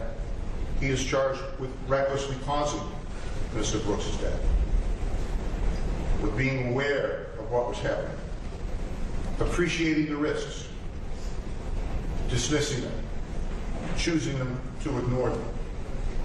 Although he was more aware of what was happening to Mr. Brooks than any of the 8 billion people on this planet, and although it was his job to act, it was the only earthly reason. That's what he said. He said evil was in control. For Mr. Fisher to be present in the MARCY Correctional Facility was to act, to do something. He took an oath to support, protect, and defend the people that we put in his care and custody. He consciously disregarded that risk, even though the cloud of death was shrouding Mr. Brooks. And he acted by choosing not to act. Although he took an oath to do this, to do exactly that, to act. and by this disregard of his oath, this conscious disregard of the life-threatening risk that Mr. Brooks faced, was an inevitable link in the chain of Robert Brooks dying. And that makes him guilty. Not of murder. He's not charged with murder. He's never been charged with murder. But manslaughter, which he so demonstrably is guilty of. Listens to the judge's instructions about conscious disregard. Guilty. That nigga guilty. Hang that nigga now. I got the rope right here. Okay, I don't even know where that went at. Shout out to No One, just dropped a new track. If y'all want to check that out real quick, feel free. If you want to wait these 5 minutes or so, about 5-10 minutes, I'll be wrapping up. I'll play it out on the way out. But yeah, y'all can still go. Make sure y'all tap in, show them some love. Appreciate that. I can't find the dang guilty. Oh, here you go. The jury will now go off and deliberate on... Guilty! That nigga is guilty! Sir, settle down. You have to go deliberate. I don't need to deliberate. Hang that nigga now. I got the rope right here. Risk of death. All of them fit his studied passivity like a glove, and mean he played a role in Mr. Brooks' death. Because he's not as bad as the others doesn't mean he's not bad enough to be guilty. Because he chose to abandon his oath and put on rubber gloves and get no dirt under his fingernails doesn't mean that he doesn't share in the criminal liability. And for his washing his hands of a man who had 30 minutes to live after his entrance at the MARCY Correctional Facility. There's no argument about the facts here. Did he see it? Of course he saw it. You understand what he was seeing? Of course he did. You saw it too. What else could one believe? Did he consciously disregard the risk of what he saw? Isn't that just a nice way of saying willful ignorance? Going along to get along, just being one of the guys, this is routine, no big deal. Did Robert Brooks die as a result? How many opportunities in those 7 minutes did this man have to save Robert's life? One for every second, because that's how long they said it takes to save. Enough. Even flipping on his body on camera. Hey, that's a cold line right there. How many chances he had? One for every second? Ooh. That's cold. Would have saved Robert's life. You know that Robert is dead because of what others did, and what the defendant didn't do. It makes them all guilty. Guilty of different things, but guilty nonetheless. It's not an innocent bystander. It's not a bad employee. It's an act of criminal recklessness, conscious disregard of obvious and palpable risks by someone sworn to protect the inmates that we put in his care, including a 43-year-old, 148-pound man.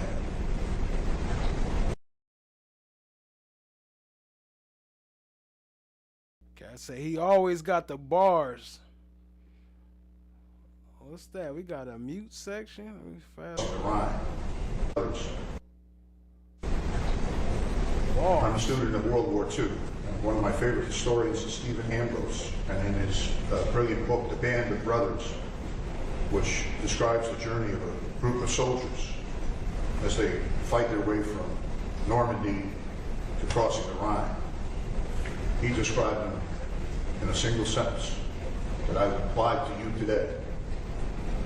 It is a time when ordinary men were called upon to do extraordinary things. I ask you, 14 good people, to do an extraordinary thing today, to bring justice to this man.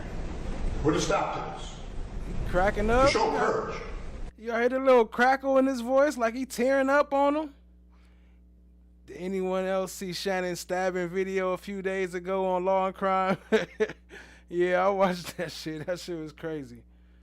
I would have did just like Shannon did too. I wouldn't have said no. I would have just been like, I was passing out. Like, I was sitting there interviewing me, asking me all these questions. Like, shoot, take me to the hospital. Patch me up. Save my life. I ain't here for no interview trying to find out, oh, what happened? Give us a description of the story. break it down for us. Like, what? Take me to the hospital, repair my stomach. Shout out to Eve. Yeah, I saw that. We almost up out of here, family. It's like 1-2 minutes left. Courage that he never showed. And do justice in this case. And return a verdict of guilty. Manslaughter in the second degree. I wish you Godspeed, and I thank you.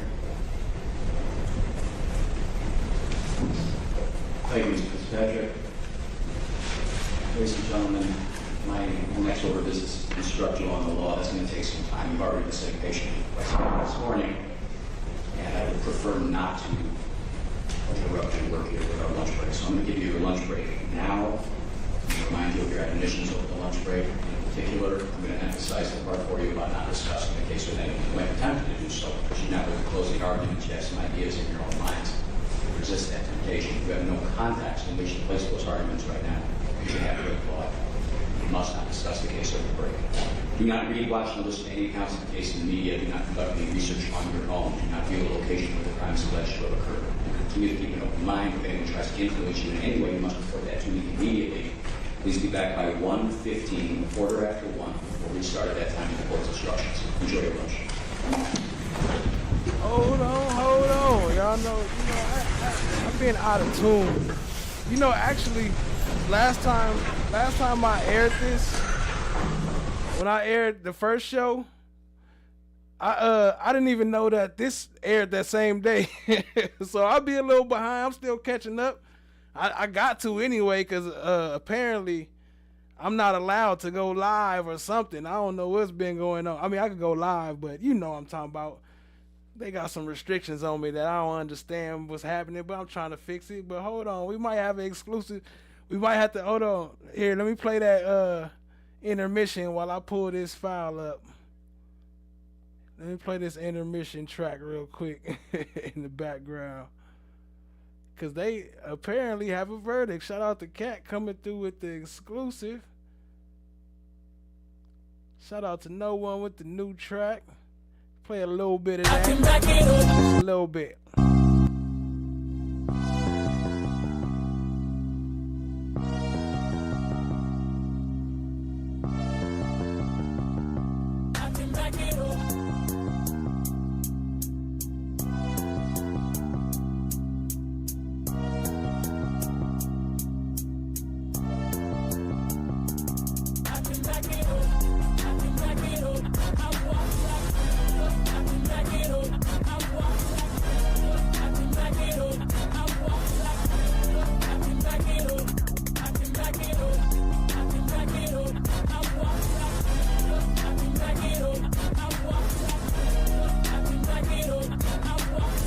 Whoa. Okay, I bag it up. How about I so spectacular? Street low with a nigga hanging up. Broke ass nigga say mad at us. See when they get to work, I bag it up. Like a nigga see the bitch I had it for. Quick with the flip unloaded. Ain't about how the money be stacking up. I'm in it, I'm on it. In the street with the T like a nigga performing. Don't sleep with the beat, I meet with the G. With the heat that'll eat my opponent. Been real with the jump in the hill to the slum. Y'all niggas just street. Oh, fire. Y'all gotta go make sure y'all hit that link to get that full tap in with that. We might come back to it, but we do got the exclusive. Shout out to Cat. They didn't air this one. They snuck this one in. I should have researched it, I suppose. Let's see. I can pull it up here. Let me see. Let me copy this link. And I'm gonna transfer it over so y'all can see what I'm reading instead of me just reading silently. Even though I'm sure y'all probably pulled it up. But I'll play a little bit more of this and then I'll read it to y'all. Appreciate that. Y'all niggas just street for the moment. Hit a nigga in the bag with the bit of man. Don't kill a nigga, that's your warning. If you owe that, better pay that. We'll roll up where you lay at and show up with straight black neck, violent, silent, quiet, slow and put the gate back. See, we don't play with the paper. Overkill, running with the cable. I send a nigga up straight to the main goal. With a safe, but on that safe. In through the front, out the back. 2 clip, 4 clip, then a watch back. Know how to work with a whip till it's hobby bag. Yo, man, tell a bitch no talking back. Slip pip and the bitch gon' fall for that. Put your money with your mouth and talking stacks. Smoke blood, then put you with your coffee that. I got it covered like a nigga on top of that.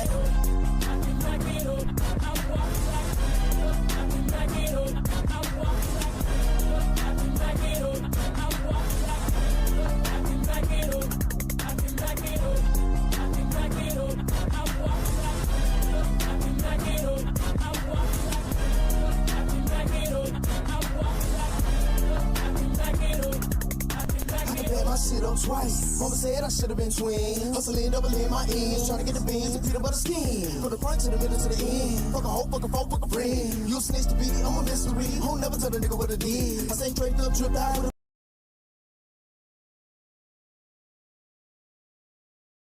Yeah, y'all go check that out. Show No One some support.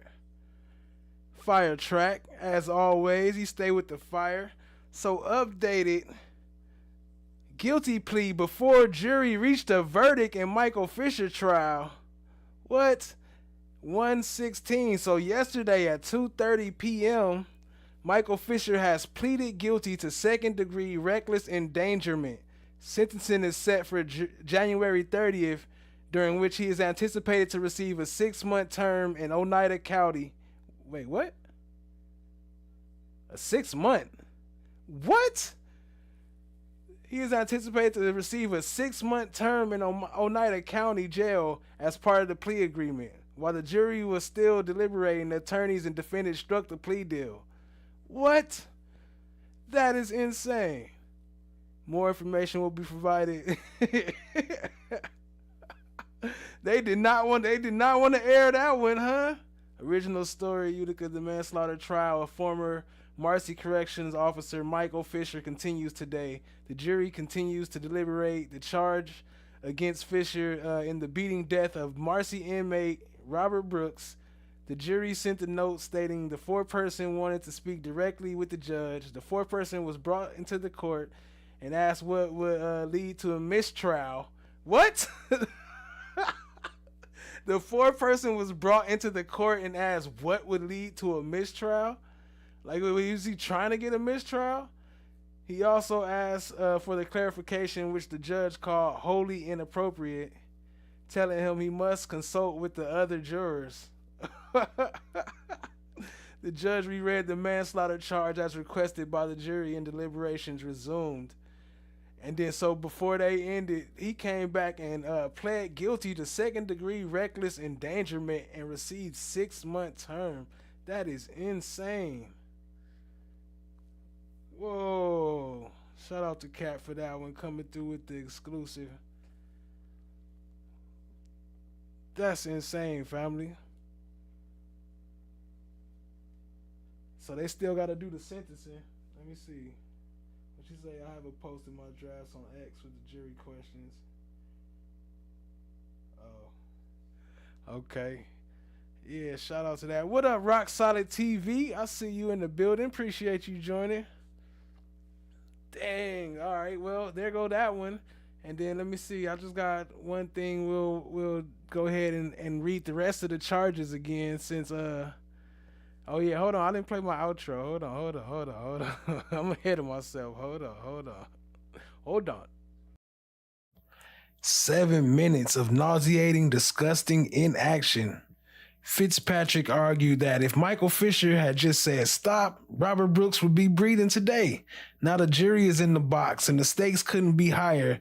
We've seen it all in this MARCY case. 1 murder conviction, 2 acquittals, and 6 guards already in the belly of the beast. Fisher is the not-so-final boss, standing there while a man is beaten to death. But let's not forget, 2 already walked for doing the same thing, and there was others that wasn't even included in the case. But we here to watch it. So hit that subscribe, stay locked in, tap in, share with a friend. Let's get it, family. And don't forget to hit that like button too. Let's get it! Here's the roll call in the MARCY 10+1 involved in the killing of Robert Brooks. Hey yo, David Peace Kingsley, family, Grand Rising, convicted of second-degree murder, first-degree manslaughter, 25 years to life. Anthony Farina, the aggressor, pleaded guilty to first-degree manslaughter, 22 years. Nicholas Anzalone, the aggressor, pled guilty to first-degree manslaughter, also sentenced to 22 years. Christopher Walrath, the chokehold, pleaded guilty to first-degree manslaughter, 15 years. Michael Mashaw, the supervisor, sergeant, second-degree manslaughter, 3 to 9 years.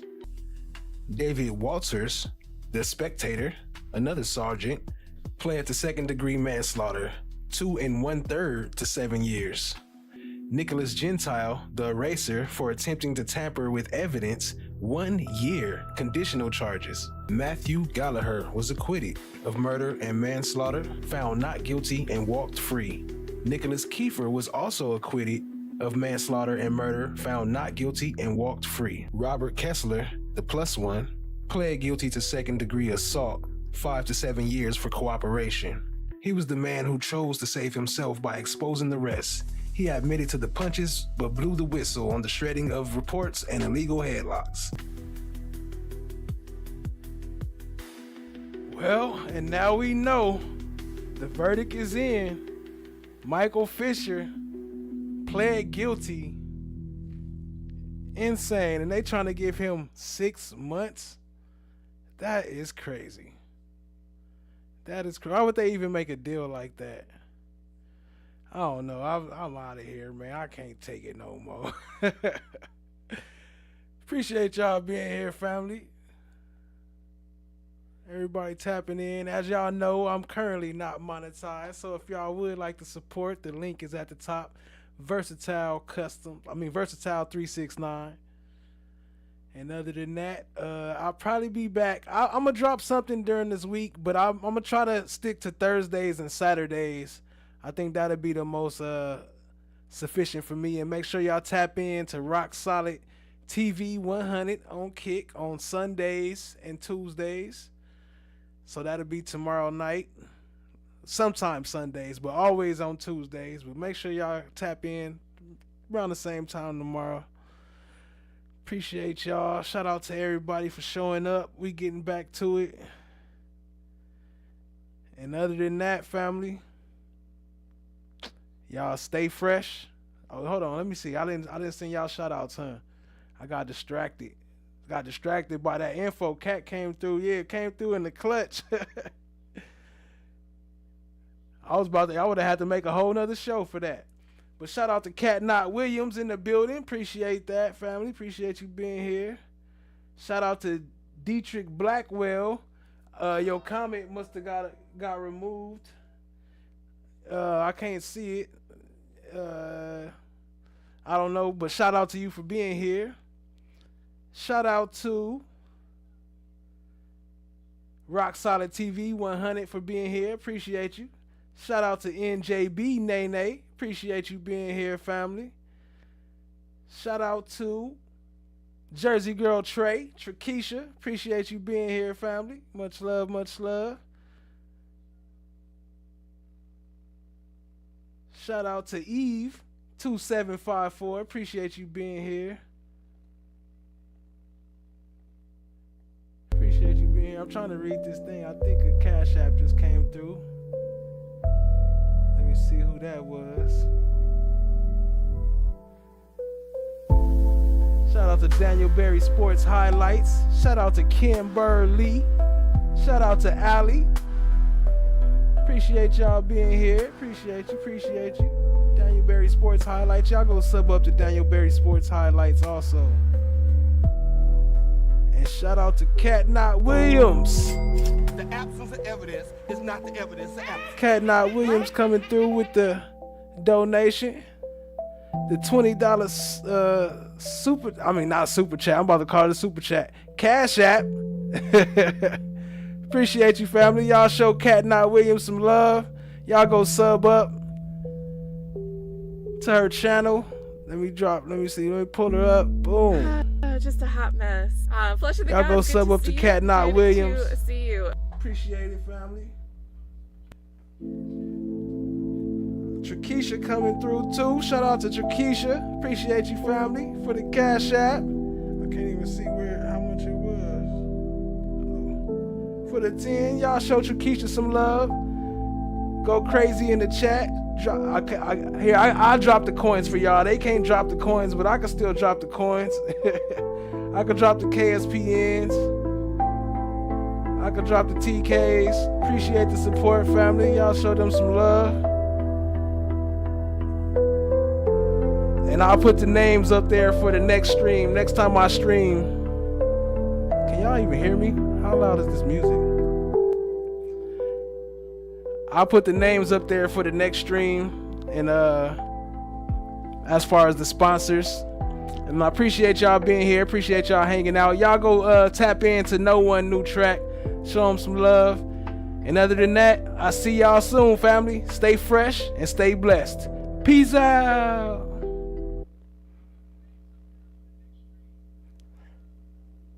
No need. One love. One love. Yep, that's what's up. Appreciate you, family.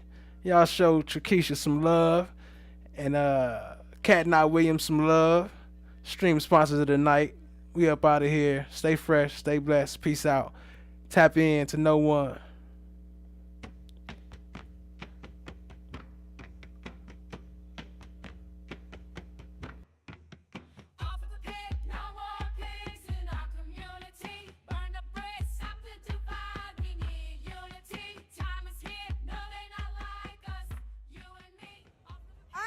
We'll be fine. Our kids will not be. It ain't your money.